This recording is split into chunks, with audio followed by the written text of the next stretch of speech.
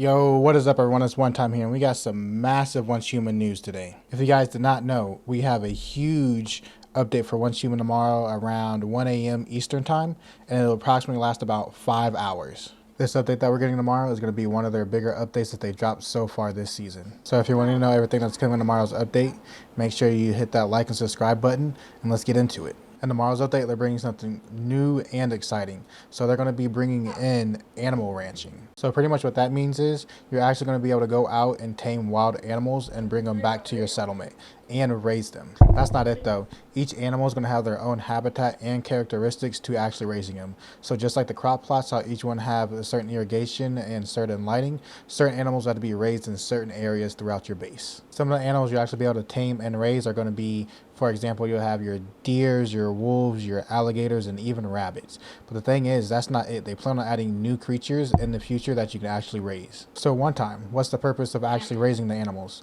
Well, depending on the animal you're actually raising, each one will give you a certain type of meat and hide. The crazy thing is, some of the animals out there that are more aggressive, they'll actually be able to help you defend your base whenever you're getting raided by deviants. This is more one of the exciting things that they're adding in tomorrow's update that I did not expect them to do. But for all my animal lovers out there, you guys better be ready. In tomorrow's update, they're also changing some of the fishing mechanics because a lot of people have been complaining about it in their feedback forums. So they're pretty much implementing not a brand new system, but they're tweaking it a little bit to make it more friendly. Another one of the cool things that are adding that involve the fish is they have upped the amount of fish you can actually have in the fish tank. So it will depend on size, but the max limit is 8.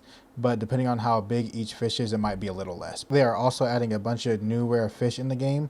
I can't really pronounce all of them, and it's kind of a lot. So here's a screenshot, and you guys can pause it if you want to read all the new fish. Now that we're done talking about animals, let's talk about something a little bit more exciting. So they're adding a new game mode inside of PvE, but it'll be like a PvP just like the cargo heist. So this game mode will last about 20 minutes of just straight PvP. Inside the actual game mode, you'll pick up these things called Sproutletties, and you'll use them and to convert into Sproutlets, which are the things that you use at Nisha's shop. So the conversion rate is exactly 1-to-1.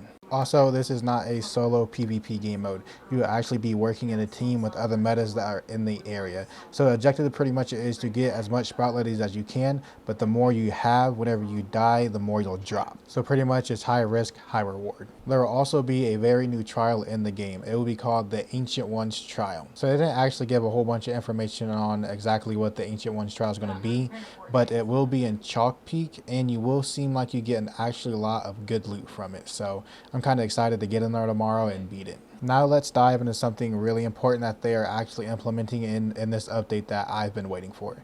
It is going to be the mod conversion. If you guys do not know what mods are pretty much things that you put on your weapons and gear to make them inherently stronger. So in order to actually use mod conversion, you will have to be at level 40 before you can actually use it. So pretty much what mod conversion is, you'll take 6 unenhanced legendary mods and actually turn it into a legendary mod. But the difference is you'll actually put a suffix on the mod that you enhanced. I know it's going to be a little difficult to understand, or maybe I just didn't explain it that well, which I probably did not. So here is a screenshot for you guys in order to actually understand it a little bit better from exactly what they're saying. So if you want to pause this video and take a look at it for yourselves, here you guys go. This is the one thing I've been waiting for the most, and probably a lot of other people out there can agree with me.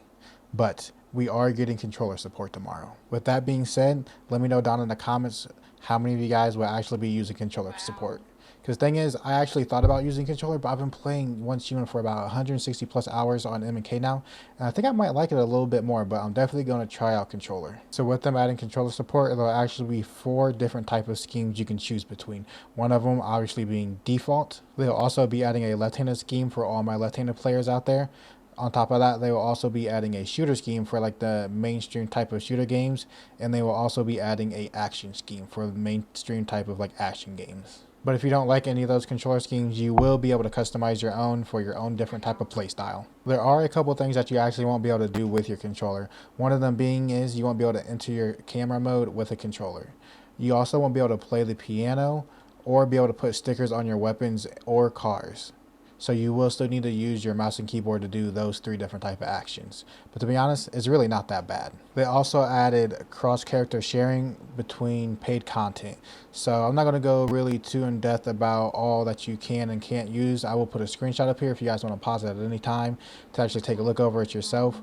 But the main key things that I will say that they added is that if you paid for 2 of the same skins but on different account, you actually get refunded for 1 of those skins. Next up, we have server invitations. So what server invitations are, they are pretty much invitations that your friends can send out to other people to join the server, even if the server is completely full. But the thing is, there's only a certain amount of slots to how many people can actually join from that server. So if you have friends that are wanting to join your server, you better be quick with it because it is definitely first come, first serve. Now let's talk about some of the stuff that is definitely going to take my money, and that is going to be some of the new stuff that's coming to the actual item shop, and some of the stuff looks so good it's kind of crazy. So one of the new skins that are actually adding into the game is going to be the Teddy Warrior, and it looks actually pretty good. If I had to only choose one thing to buy in this upcoming item shop, it would have to be this right here, the Pyro Glide for the new bike. Oh my gosh, I've seen this in the store, but I didn't know it was actually going to be something that you purchased, and it's definitely something I'm buying. Now let's talk a little bit about some of the things that are changing within the Prime Wars. Some of it's good and some of it's a little iffy. So one of the things they're actually doing with the Prime War is they're actually reducing the cooldown time between each one. So I think it went from like 30 minutes and they're dropping it all the way down to 5, which is insane. They're also making it to where after a certain amount of time limit has happened, after the Prime War has already ended, anybody will be able to destroy the structures that are in that area. So I don't know if it's going to be a good or a bad thing, because some people just might destroy everything and it won't be set up for next time. They're even adding an on-screen display to actually show the durability of the Star Wars settlement, so you know how close it is to actually being destroyed, which I think is a W move.